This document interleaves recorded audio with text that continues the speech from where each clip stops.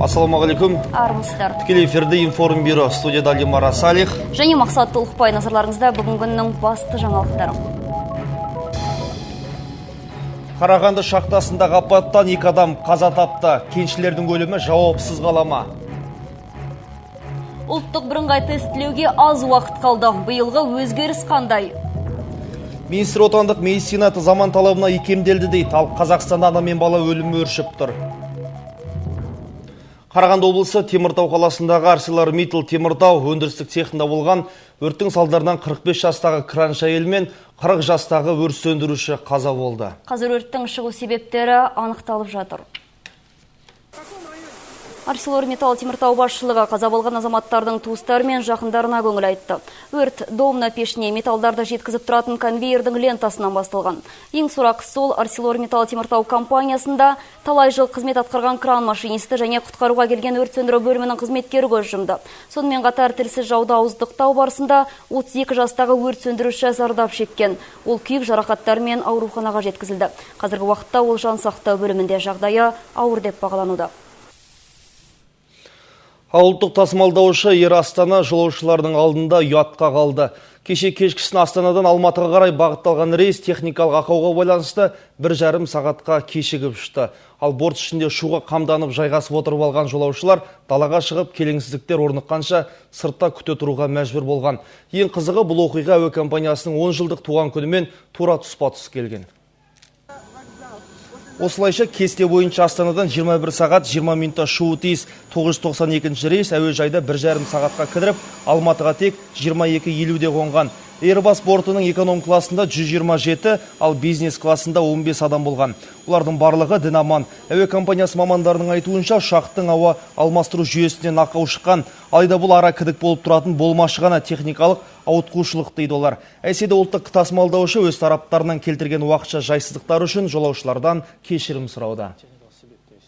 Air Astana компаниясының басымдығы қауіпсіздік болғанымен, біз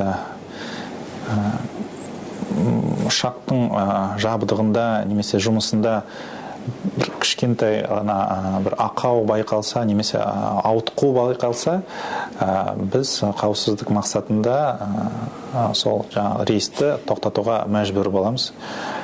Енді басты бізде құндылық ол адамның өмірі. Сондықтан олардың өмірлерін тәуекелге ұшыратпау үшін біз осындай шараларға жүгінеміз. Бүгін Бесобақ ықшамауданындағы іске қатысты жаңа мәліметтер белгілі болды.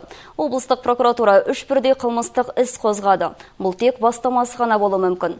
Ал Қарағанды қаласының әкімі Бауыржан Әбдішев үкіметтен Бесобадағы үйлерді түгел сүріп, қайтадан салу үшін 2 миллиард теңге сұрады.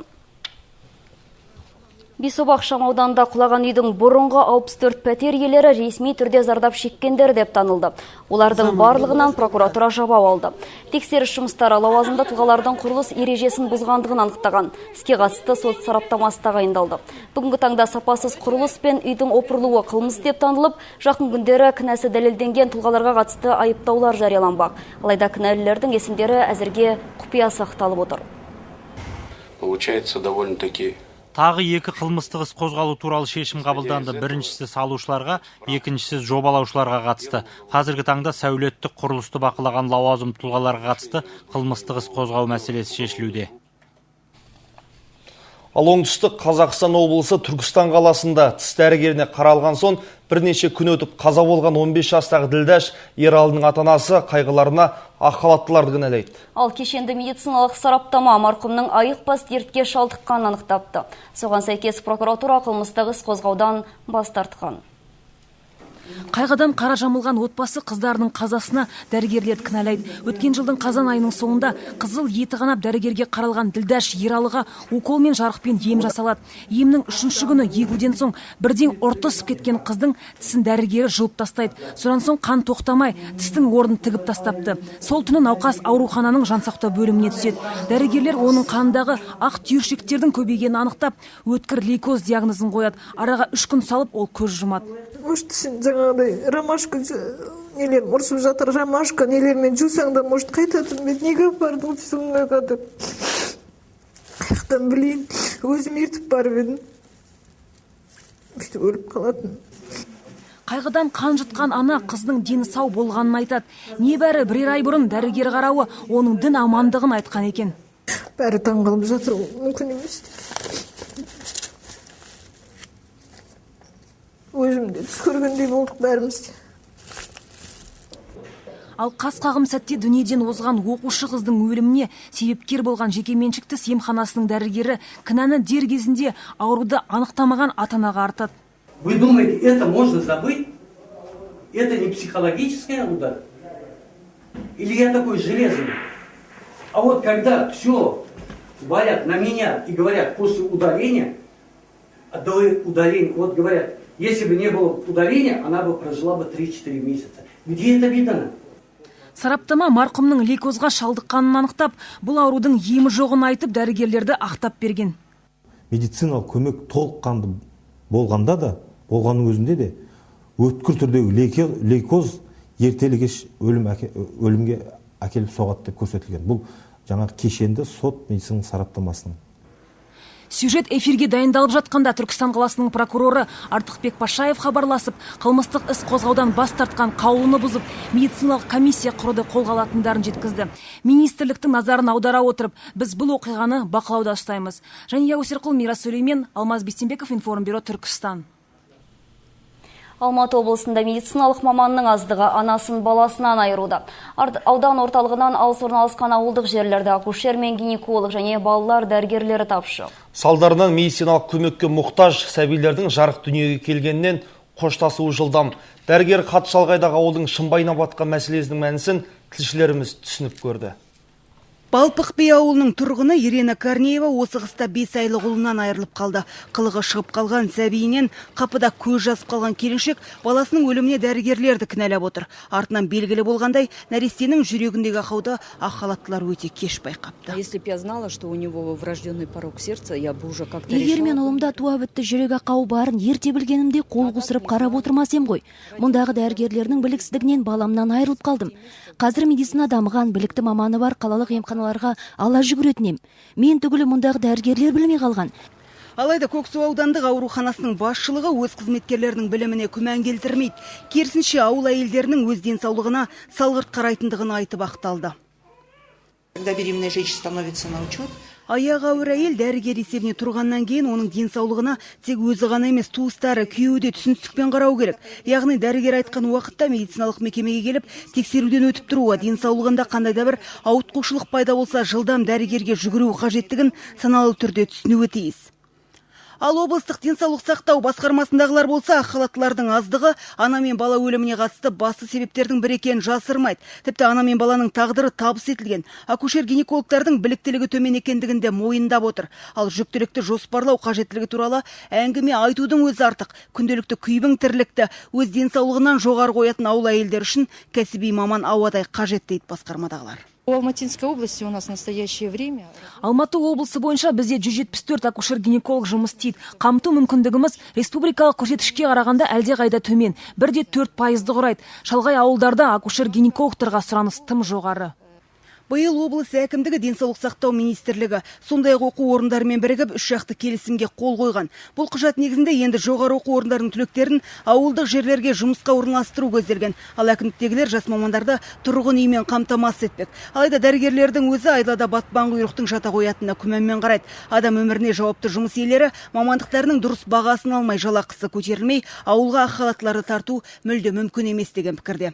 Ирина Савитжан, Залия Ахмедиева, Айдар Хаджимұратов, Информбюро 31 Алматы облысынан.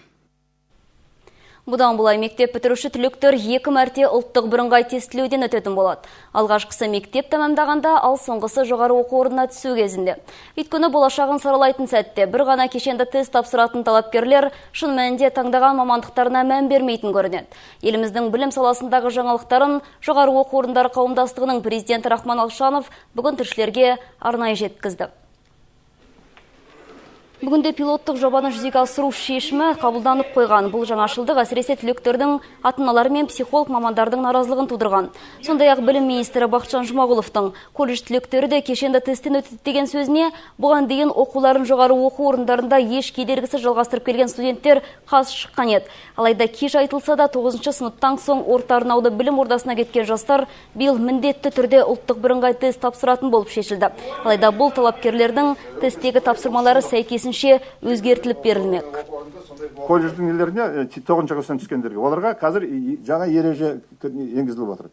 Олардың тесттің сапасы, мазмұны басқа. Олардың қанша оқыды, колледждегі мектеп бағдарламасы, жай мектеп қараған кезде айырмашылықтар бар. Соған байланысты сондай өзгерістер енгізді, олар бөлек отырады да бөлек жүргізеді. Ал Өскемен тұрғындарының өрт сөндірушілерге деген өкпелері қара қазандай.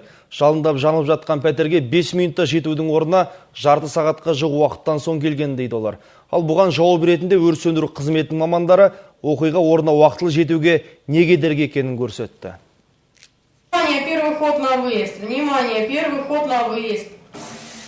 Дабыл қағылған сәттен бастап өрт сөндірушілер 5 минуттың ішінде өртеніп жатқан нысанға жетуі тиіс. Алайда көлікті 10-15 тіпті 20 минутқа дейін күтіп қалатын тұрғындар олар келгенше үй түгелге дерлік өртеніп кетеді дейді. Ал өрт сөндіру мамандары біз уақытылы шығып тез жетеміз. Алайда үйдің алдын көліктер тұрағын айналдырып жібергендер олардан өтіп шығамыз дегенше бірталай уақыт кетіп қалады деп отыр. Енді өрт сөндірушілерге жолды жапқан автокөліктердің нөмірін суретке түсіріп алуға тура келеді. Егер оларға тағы шағым түскен жағдайда өтуге мүмкіндік бермеген темір тұлпарлардың иелері жауап беретін болады.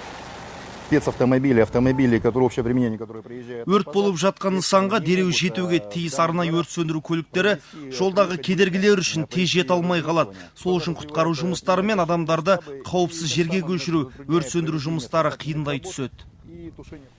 Ал Шығыс Қазақстан облысында браконьерлер қолға түсті. Уылдырық шашу кезінде олар балықтарды электр тоғына соғып қармаққа түсіріп отырған. Балық шаруашылығы қызметкерлері алғаш рет браконьер кулибендердің қылмысын айғақтайтын құралдармен қолға түсірген. Мұна темір құрал арқылы суға жоғары кернеулі электр қуаты беріледі. Ол радиусы 15 метр аумақтағы барлық тіршілік иесін өлтіреді. Осыдан кейін браконьерлерге су бетіне қалқып шыққан балықтарды жинап алу ғана қажет. 10 мамырдан бастап Шығыс Қазақстан облысында балық аулауға заңмен тыйым салынған. Бірақ браконьерлердің қатары кемімей отыр. Жарты центнер сазан, хариус сынды балық аулағандарға 800 мың теңге айып салынады. Ал электр қуатын қолданғандар 2 жылға дейін бас бостандықтарынан айырылады. Олар ұстау кезінде электр қармақтары мен өзге де құралдарын суға лақтыра бастады. Бейне және фото дәйектер болмаса, қылмыстарын дәлелдеу өте қиын. Күдіктілерді қолға түсіру үшін инспекторлардың суға секіруіне де тура келді. Айналада өсетін ағаштар аспанға ұмтылған сайын Қызылорда тұрғындарына қауіп төндіруде. Көкке жеткен көк теректер жел соққан сайын табиғаттың тос мінезіне тербеліп, телефон мен электр сымдарын шатастырып, әбігерге салуда. Әкем екіп кеткен. 20 жыл емес ар жағында егілген ол. Енді күн жел болған сайын қорқамыз. Ол шіріп атыр. Өткен жылы шіріп, шипырыма құлап шипырымды сындырды. Оны бір бөлегін өзіміз кесіп едік. Мына светті үзіп, 2 күн бойы светсіз отырдық. Мына көрші менен көрді аяғымда. Холодильник жанып кетті. Тасбөген кентіндегі көпшілік есіктердің алдында еккен ағаштардың биіктігінен үрейленіп отыр. Басын жел шайқаған теректер электр мен телефон сымдарын үзгені бұлай тұрсын, үйлеріне құлап кетеме деп қорқады. Себебі мұның алдында ғана түбі шіріп құлаған бір терек үй шатырын ортасына түсірген. Үйлері өздері қамданып, биік бұтақтарды қырқайын десе, шамалары келмейді. Мемлекеттен қаржы бөлінген арнайы техникасы бар мамандандырылған қалалық коммуналдық шаруашылығындағылар әлі күнге қала іргесіндегі кентке аяқтарында баспаған. Шыдамы таусылған тұрғындар арыздарын кент әкіміне айтуда. Көшелердегі талдарды кесу мәселесі де көтеріліп жүр. Өйткені соңғы кездегі дауылдар әбден осы талдардың, үлкейіп кеткен талдардың барлығы қисайып, құлау үстінде тұрған жағдай бар. Осы жөнінде кенттердің тұрғындары өтініш жасап жатыр. Артық салмақтағыларға қаржы полициясында да орын жоқ. Әркім атқаратын қызметі мен орнына сай болу керек. Алматы қалалық экономикалық және сыбайлас жемқорлыққа қарсы күрес департаментінің бастығы осылай деп мәлімдеді. Биылғы жалпы аттестациялауға Алматы қаласы қаржы полициясының 291 қызметкері қатысады. Сынақтан қоғамның талаптарына сай келмейтін қызметкерлер өте алмайды. Мамандардың барлығы заңнаманы білу, логикалық ойлауға байланысты тест тапсырып, дене шынықтыру, әскери дайындық бойынша нормативтерді тапсыру керек. Бірақ аттестациядан өтпей қалу қаупі жоқ дейді басшылар. Себебі артық салмақ жинау қаржы полициясына тән емес. Бізде ондай талап бар, қазір енді қойып отыр, айтып отырмын ғой тағы да. Бізде енді ондай адамдар жоқ. Жаңа өзіңіз көрдіңіз, бізде көбісі жастар. Бізге 30-ға дейінгі 40-ның ішіндегі ең үлкені 50-ге жетпеген. Өйткені анау қазір заңға сәйкес 47 жасында подполковниктер, майор шеніндегілер 47 жасында пенсияға кетеді. Сондықтан біз енді департамент 18 жыл ғой, жас. Алда көретіндеріңіз. Жан түршігерлік оқиға 33 жастағы ел 4 бірдей баласын атып тастаған. Жұмыс бастылық 2020 мемлекеттік бағдарламасы жұмыссыз азаматтарға көмек бола алды ма? Бұдан өзге де маңызды ақпараттар аздаған жарнамадан соң. Хабарымызды жалғастырамыз. Мәскеу полициясы Абай ескерткішінің жанында 9 күн бойы ереуіл өткізіп жатқан оппозиционерлерді таратуға кірісті. Операция кезінде 20 шеруші тұтқындалған. Дегенмен ұйымдастырушылар Окупай Абай акциясын жалғастыра беруге бекініп отыр. Бүгін ғаламторда Окупай Абай веб-сайты да пайда болды. Тіпті Ресейдің баспалары Абайдың өлеңдер жинаған басып шығаруды қолға алып, Абайдың суреті бар жейделерді шығарып жатса, бақ құралдары Абай оқуларына байқау жариялап жатыр. Қазақстанда кейбір саясаттанушылары Окупай Абайдың танымалдылығын арқау етіп, ең үздік футболка дизайнына байқау жариялап үлгеріпті. Яғни алдағы уақытта біздің елімізде де Окупай Абай, Окупай Алаш деген атпен брендік өнімдер сатылымға шығарылуы мүмкін. ақш-тың Флорида штатында жан түршігерлік оқиға болды. 33 жастағы ел өзінің 4 бірдей баласын атып өлтіріп, кейін өзіне өзі қол жұмсаған. Мерт болған жасөспірімдердің жасы 12 мен 17-нің арасында. Тони Томпсонның мұндай қатыгездікке неліктен барғаны белгісіз. Полицейлер аталмыш дерек бойынша қылмыстық іс қозғап, оқиғаның мән-жайын тексеріп жатыр. Көршілерінің айтуынша Тони Томпсонның мұндай қадамға баруына отбасылық ұрыс себеп болуы мүмкін. Себебі бұл үйде кейінгі кезде жанжал жиілеп кеткен. Бұған дейін 15 жастағы баласы да анасына қол көтерген үшін қамауда отырып шыққан. Ал әкелерінің үйден кетіп қалғанына бір ай болыпты. Маңғыстау облысының бірнеше мың азаматты жұмыспен қамту 2020 мемлекеттік бағдарламасының арқасында маман атанып тіпті жеке кәсіптерін де ашып үлгерді. Талаптары бар тұрғындар кәсіп таңдап уақыт созып жатқан жоқ. Сондықтан бизнесті дөңгелетеміз деп талпынған азаматтар мұнай саласына емес, керісінше ауыл шаруашылығына күш салуға көбірек құлшыныс білдірген. Афанасий Цой жеміс-жидек өсіріп бақшасын баптап жүргеніне 20 жыл болған. Ақтау маңынан жер телімін сатып алған шаруа еңбекқорлығының арқасында құмды өңірдің топырағы ауыл шаруашылығына да қолайлы екенін дәлелдеп берді. Выращиваем овощи. Қияр, қызанақ, бұрыш барлығын өсіремін. Ал жұмыспен қамту 2020 бағдарламасы бойынша ұсынылған несиені мен жылыжай құрылысын алдым, өйткені жылыжайда шығын да аз, суды да үнемді пайдаланасың. Ал туған топырақта өскен жеміс-жидектер қала сөрелерінде қолжетімді бағамен сатылатын болады деп уәде береді шаруа. Мамандық алуға мүмкіндік беретін мемлекеттік бағдарламаға сенім артып, Афанасий сияқты жаңа кәсіп ашқан мыңдаған жұмыссыздар да бар. Бұл бағдарламаға республикалық бюджеттен 1,5 миллиард теңге бөлінген. Қазірдің өзінде 2016 азамат тәжірибеден өтіп жатыр. Тағы 90 мың тұрғынды біз әлеуметтік жұмыс орындарына жібердік. Маңғыстау облысындағы кешегі жұмыссыз азаматтар бүгін медбике, тәрбиеші мамандары атанып, өңірге өз үлестерін қоса бастаған. Ал шенділердің пікірінше беталыс осылай қарқын алатын болса, жақын уақытта жұмыссыздық мәселесі түбірімен жойылуы хақ. Әйгерім Асқарбай, Ирина Гончарова, Азамат Жансыбаев, Информбюро, Маңғыстау облысы. Бүгін бір топ эстрада жұлдыздары республикалық қан тапсыру орталығына жиналды. Әншілер мен бишілер жыл сайын дәстүрлі түрде өткізілетін сенің күнің донор іс шарасына қолдау көрсетіп, қандарын тапсырды. Қалыс қалғандары шара аясында өткізілетін қайырымдылық концертіне қатысатын болды. Шара мақсаты онкологиялық ауруларға шалдыққан балаларды емдеуге қажетті 1000 литр қан жинау. Бір өкініштісі, атақтары жер жарған танымал әншілердің басым бөлігі мұндай акцияны қолдауға жоқ көрінеді. Әйтседе Шакизада 101 тобы, Мистерионс, Изумруд, Парасат пен Вояждық қыздар өзге әріптестері сынды сауапты амалдан қалыс қалмапты. Мамандардың айтуы бойынша донорлық қан салмағы 50 килограммнан кем емес адамдар қабылданған екен. Осындай балаларға көмектесу керек дегенде мен шын жүректен. Ешқандай ойланғанда жоқпын, жарайды келем дедім. Уақытты табуым керек. Бұндай кезде уақыт табуымыз керек деп ойлаймын. Қазақта айтады, қу дүние дейді. Қу дүние деген ол жұмыс еш уақытта бітпейді. Енді бірін-бірімізге көмектесіп, бірін-бірімізге осындайда қиналған кезде көмектесіп тұруымыз керек шығар деп ойлаймын. Тәкаппар дүние мағында бір қараша, танисың ба сен мені, мен қазақтың баласы деп жырлаған Қасым Аманжоловтың өлеңдеріне жазылған әндер әлде халық жүрегінде. Ертең кешкі сағат 19:00-де Алматыдағы студенттер сарайында өнерсүйер қауым классик ақынның шығармашылығымен қайта қауышпақ. Қасымның әндері деп аталатын еске алу кешінің шымылдығын, ақынның шыр жазамын жүрегімен деп аталатын әнімен кәсіби топ ашпақ. Одан өзге Қасым әндерін Мақпал Жүнісова, Алтынай Жорабаева, Қарақат сынды танымал әншілер орындауында тыңдауға болады. Сондай-ақ кешкі дәстүрлі әншілермен ақын жазушылар қатысып, дауылпаз ақынға арналған арна өлеңдерін оқып бермек. Бас аяғы 25 нөмірден тұратын кешке билеттердің барлығы толықтай сатылып кеткен. Ол кісінің әндеріне қарап отырсаңыз, мәнді, мағыналы, ой тастайтын, жүректі толғандыратын әндер ғой. Сол себептен мен өзім осыдан бір 5-6 жыл бұрын ойлап жүргем. Нағып осы Қасым ағамыздың кешін ұйымдастырмасқа деп. Алла тағаланың сәті түсіп, мені аяқ астынан деп айтуымызға болады. Осы 3 айдың шамасында ойланып, осы кешті қолға алып, бүгін өтейін деп жатыр. Қытай мен Еуропадан тауар тасымалдаумен айналысатын кәсіпкерлер барынша тасымалдайтын өнімдерін жасыруға тырысып бағады.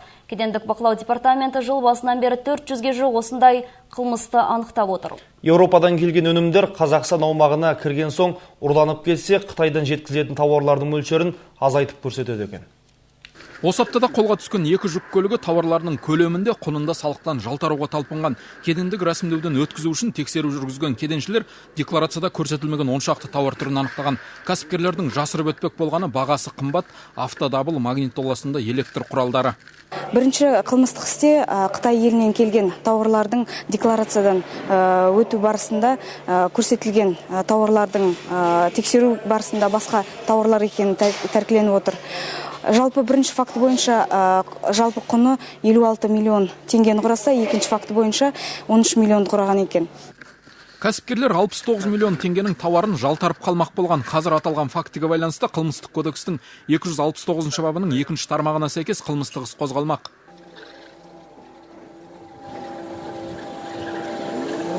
Экономикалық контрабандамен айналысқан кәсіпкердің тауары тәркіленіп, айыппұл салынады, не болмаса 3 жылға дейін бас бостандығынан айырылады. Алайда осы уақытқа дейін бірде-бір кәсіпкер теміртордың арғы жағына аттандырылмаған.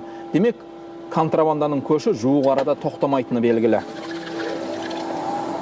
Биыл жыл басынан бері заңды бұзған кәсіпкерлерге 76 миллион теңгенің айыппұлы салынып, 26 миллион теңгенің тауары тәркіленген. Бірақ бұл кәсіп иелеріне тосқауыл бола алмауда. Ал тауарын кедендік бекеттерге жеткізбей, жолдан ұрлап кету фактілері де жиілеген. Өткен аптада 12 жүк көлігінің тауары жоғалса, осы аптада тағы 5 көлік бос күйінде табылып отыр. Ұлан Тәліпбай, Нұрбол Қызықбаев, Қайрат Әкімбаев, Информбюро 31 телеарна.